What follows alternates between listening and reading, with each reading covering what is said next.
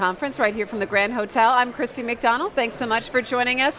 A lot of news comes out in these 3 days where business leaders, nonprofit groups, and CEOs and politicians are all meeting to shape the future of Michigan. And one of those initiatives is talking about early childhood education. We're talking even before kindergarten. And joining me now to talk about that is my good friend, John Bebow, who is also the executive director of the Center for Michigan. Thanks, John, for being here at the big set. Good morning. Thanks for having us. With our My Vote Mackinac initiative here. We know that you're a big supporter of that, and we appreciate that as well. You too. It's great. It's great what you're doing. Well, again, making sure that everyone's informed, kind of pulling back the curtain so they know what's going on up here, right?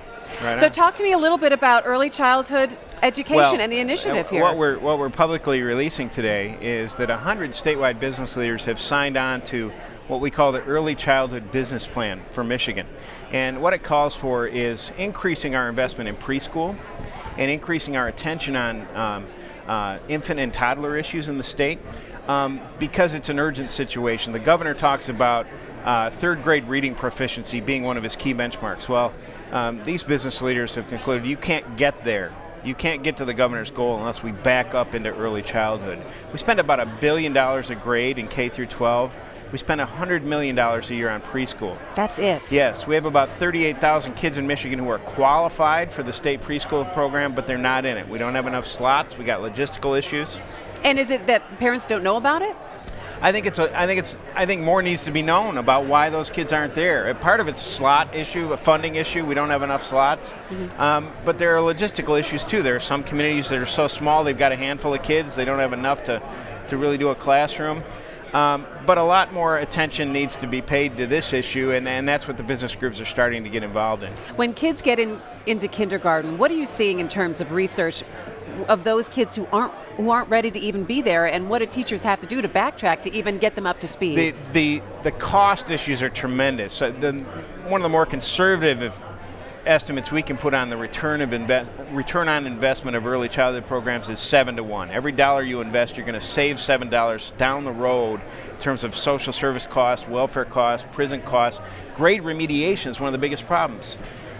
Susan Broman, head of the state office of Great Start, just said this morning in the panel we had, many of the grade remediations, kids having to repeat grades, are kindergarten and first grade. That's amazing.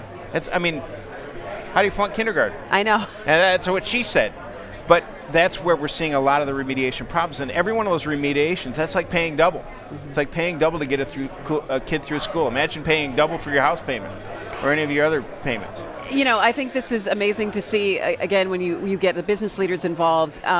We're seeing this new function, I guess, of businesses that are now going into schooling, going into helping cities, branching out in an entirely different way. It's not just about doing business anymore. It's about getting into education. Well, there's huge return here, and we're talking about the future talent workforce for the state.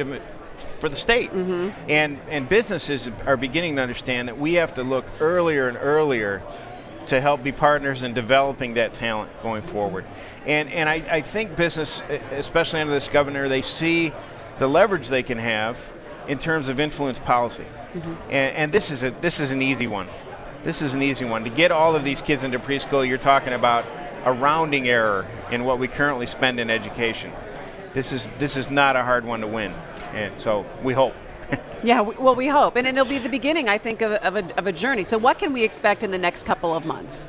I think what you're going to see throughout the next year is business groups getting more engaged on the budget on the issue of early childhood. And we've come a long way in a few years. 3 years ago, when the state was in very big financial trouble, the legislature considered zeroing out our preschool programs, killing them completely. We've gone from that to being able to build now and say, how do we make this system complete? How do we build it? How do we go forward? And I think what's really capturing the imagination of business groups, again, is that ROI, that you're going to have fewer kids repeating grades, fewer dropouts, lower social services costs. This isn't about government expansion. Technically, early childhood is about smaller government. because you're saving money down You're the road. taking care of things early. Exactly. Yeah, and kids are sponges when they're so young, and they learn and they absorb in so many different ways, and you know that, having kids. So do you. I know, having 3 at home. So, John, and also I want to talk real quick about Bridge Magazine, the Center for Michigan. Thank you it's so about, much. It's going to be a year old, in September? It's going to be a year old in September. Bridge is up and running and growing so fast we can hardly keep up with it. We have 3 full-time writers working for Bridge, covering issues in depth every Tuesday and Thursday, doing the kinds of work that traditional journalists used to have more time to do. That's our job. We know that we're in a Twitter and Facebook world, but we think there's a little space left over for deep, thoughtful, considered journalism. That's what we're trying to do. And I love it when it's in my inbox every Tuesday and Thursday morning. So well, I appreciate thanks for the plug. If you want to read it, just go to bridgemi.com. You can sign up for free. It's our job to make you think. Thanks, John. John Bebow from the Center for Michigan for joining us. We appreciate it. We're back with more coverage of the Mackinac Policy Conference in just a moment. What is it about University of Michigan Dearborn student Roland Debra didn't realize